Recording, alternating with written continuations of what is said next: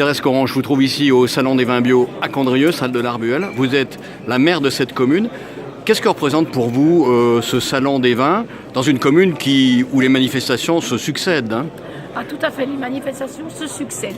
Mais c'est formidable pour nous d'avoir été retenus par les vignerons bio pour tenir leur salon ici à Condrieu. Et dans un terroir de vin, pouvoir accueillir les vins bio de tout Auvergne-Rhône-Alpes, c'est formidable. Et c'est vraiment donner à nos concitoyens et concitoyennes la possibilité de déguster des vins bio. Pour vous, le vin bio, c'est important. Est-ce que vous êtes une consommatrice de vin?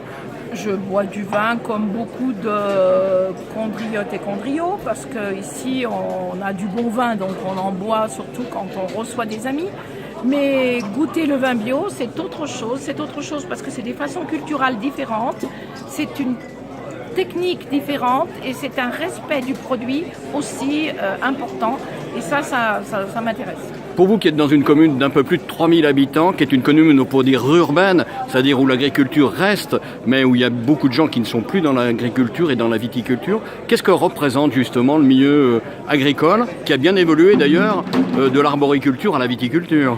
Eh bien, le milieu agricole aujourd'hui, c'est lui qui fournit de l'emploi et ça c'est important pour nos jeunes qui recherchent un emploi, parfois un premier emploi, donc dans le cadre de saison, les vendanges, la taille, mais c'est aussi vraiment la possibilité d'avoir un emploi qui dure et qui tienne dans le temps.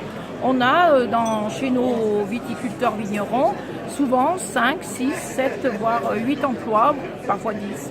La coexistence justement entre milieu agricole et milieu non agricole, ça se passe bien dans votre commune? Chez nous, ça a toujours été, donc ça se passe bien et on n'a pas de raison que ça se passe mal. Vous avez la chimie toute proche qui fournit aussi beaucoup d'emplois?